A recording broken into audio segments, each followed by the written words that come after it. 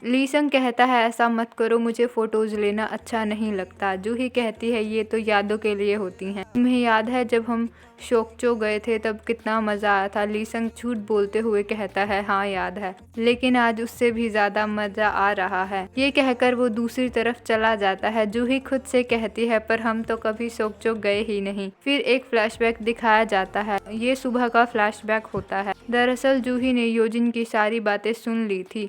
उसने जो भी लीसंग से बोला था उसने सुन लिया था। जूही सोचती है इसका मतलब ये सच है। तुम तेयोंग बनकर रह रहे थे और अब तुम झूठ बोल रहे हो। दूसरी तरफ तेयोंग जूही की दोस्त से मिलता है। वो इंटरव्यू के लिए मिलता है और बात करता है। उसे पता चलता है जूही अपनी दोस्त की कार लेकर लीसंग के साथ घूमने गई है। ये सुनकर तेयोंग को बुरा लगता है। वो योजिन को कॉल करता है और कहता है जूही लीसंग के साथ घूमने गई है। मैं उसे कॉल करना चाहता हूँ और वापस आने के लिए कहना चाहता हूँ, लेकिन मैं ऐसा नहीं कर पा रहा क्योंकि मेरी इंगेजमेंट तुमसे हो चुकी है, इसलिए मैं इंगेजमेंट तोड़ रहा हूँ। ये कहकर वो कॉल कट कर देता है। ये सुनकर योजिन परेशान हो जाती है। योजिन गुस्से में कहती है तो वो मेरा कॉल इसलिए नहीं उठा रहा क्योंकि वो जूही के साथ घूम रहा है। थोड़ी देर बातें करने के बाद जूही कहती है मैं जानती हूँ तुम लीसंग हो और कुछ टाइम पहले तक तेयोंग बनकर रह रहे थे। जूही कहती है सच तो ये है लीसंग, हम कभी शोकचो गए ही नहीं। मैंने सुबह तुम्हारी और योजिन की बातें सुन ली थी। लीसंग कहता है फिर तुमने मेरे साथ ये क्यों किया? जब तुम्हें पता ही था तो तुम ऐसा क्यों कर रही हो? लीसंग चिल्लाने लगता है और कहता है हाँ मैं वही लीसंग हूँ जिसने पैसों के लिए तुम्हें छोड़ दिया, अपने माँ बाप को छोड़ दिया। पर तुम मुझ पर गुस्सा क्यों नहीं कर रही? क्या तुम्हें गुस्सा नहीं आ रहा? जूही उसके गले लग जाती है और कहती है क्योंकि मुझे तुम्हारी बहुत याद आई। ये सुनते ही लीसंग उसे किस कर लेता है। इधर मिस्टर ली डिलीवरी के बॉक्स वापस लेने आते हैं। तभी उन्हें वहाँ मिस्टर हुआंग मिलते हैं। मिस्टर हुआंग वो बॉक्स लेकर आते हैं और मिस्टर ली को ऑफर करते हैं। मिस्टर हुआंग कहते हैं मुझे पता लगा है कि आपको ये बॉक्स बहुत पसंद है। मेरे लिए तो ये बॉक्स सजाने की चीज़ है, पर आप इसका अच्छा यूज़ कर सकते हैं। तो मिस्टर ली मना करते हैं। मिस्टर हुआंग के दबाव देने पर वो मान जाते हैं। मिस्टर ली बॉक्स उठाते हैं और खुशी खुशी वहाँ से चल देते हैं। तभी मिस्टर हुआंग हंसने लगते हैं।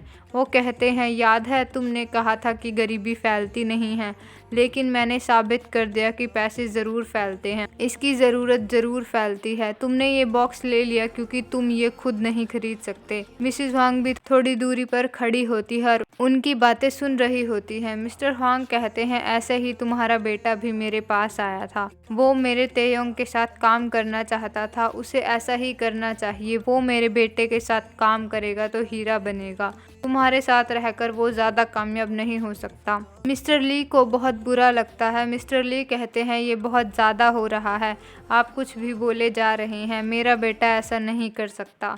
मिस्टर हुआंग कहते हैं ऐसा ही हुआ है। मिस्टर ली उस बॉक्स को वहाँ रखते हैं और वहाँ से चले जाते हैं।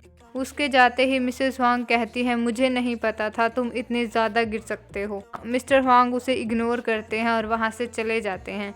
फिर हमें योजिन को दिखाया जाता है। पार्क जांगुन उससे मिलने आता है। पार्क कहता है क्या हुआ, तुम्हारा चेहरा क्यों उतरा हुआ है? क्या तेयोंग ने फिर से कुछ किया है? योजिन कहती है मुझे समझ नहीं आता वो मुझे क्यों पसंद नहीं करता।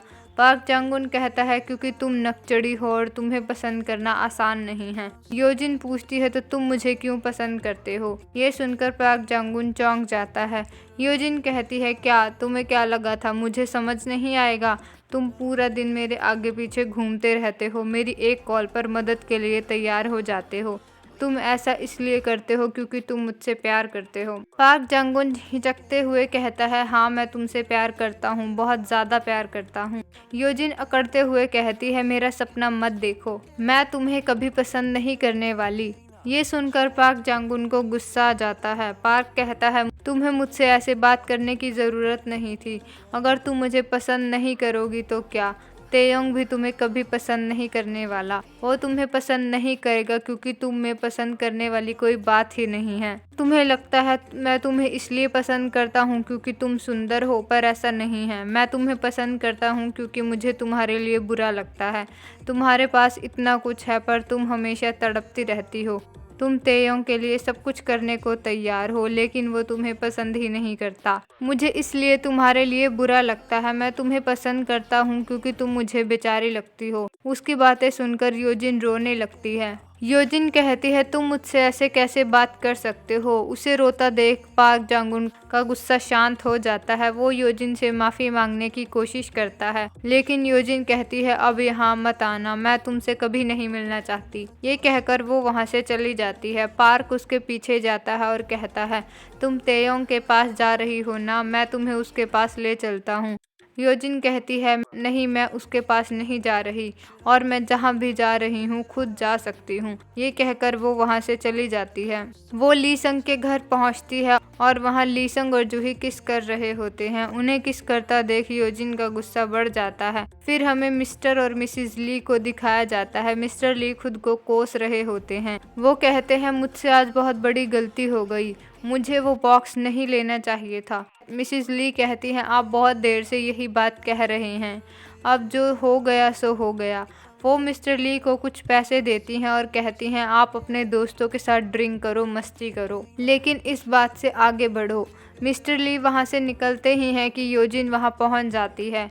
योजिन मिस्टर ली से हाय हेलो करती है और उन्हें लीसंग के बर्थडे ट्रीट के लिए ले जाती है। फिर हमें तेयोंग को दिखाया जाता है। वो रेड वाइन पी रहा होता है और उससे बॉटल गिर जाती है। वाइन फ्लोर पर गिर जाती है और उस वाइन को देखकर तेयोंग को वही रात याद आने लगती है। वो जंगमून के पास जाता है और उसे बताता है कि मुझे वही रात याद आ रही है जिस दिन प्रेसिडेंट ना का खून हुआ था। जंगमून कहता है सर दिमाग पर जोर डालो, शायद कुछ याद आ जाए। तेयोंग दिमाग पर जोर डालता है और हमें वही रात दिखाई जाती है। तेयोंग गुस्से में होता है। प्रेसिडेंट ना कहते हैं मैं तुम्हारे बाप की वो बात जानता हूँ जो कोई नहीं जानता। तेयोंग कहता है आप झूठ बोल रहे हो, आप झूठे हो। ये कहकर वो वहाँ से चला जाता है, लेकिन थोड़ी देर बाद वो वापस आ जाता है। वो वहाँ पहुँचता है और उसे प्रेसिडेंट ना की डेड बॉडी मिलती है। वहाँ खून ही खून पड़ा होता है और इतना खून देखकर तेयोंग बेहोश होने लगता है और वो नीचे गिर जाता है। और तभी उस रूम में प्रेसिडेंट ना का किलर यानी कि मिस्टर हुआंग आते हैं। तेयोंग का फेस नीचे होता है, लेकिन वो खून में अपने डैड का फेस देख लेता है। तेयोंग को सारी बात याद आ जाती है और वो हैरान हो जाता है। फिर हमें मिस्टर हुआंग को दिखाया जाता है। वो एलेक्स से मिलते हैं और उसके म्यूजियम में जाते हैं। वहाँ वो उसी गोल्डन स्पून को देखने जाते हैं जो एलेक्स के पास रखा था। वो गोल्डन स्पून को देखते हैं और याद करते हैं कि उन्हें बचपन में एक ओल्ड लेडी मिली थी और उसने भी एक स्पून खरीदा था। और तब होता है इस शो का सबसे बड़ा खुलासा। दरअसल जो मिस्टर हुआंग बनकर रह रहा है वो मिस्टर हुआंग है ही नहीं। उसने गोल्डन स्पून का यूज़ किया था और अपनी असली लाइफ मिस्टर हुआंग से एक्सचेंज कर ली। दूसरी तरफ बर्थडे ख़त्म होते ही तेयोंग और लीसंग फिर से स्विच हो जाते हैं और इसी के साथ एपिसोड ख़त्म हो जाता है।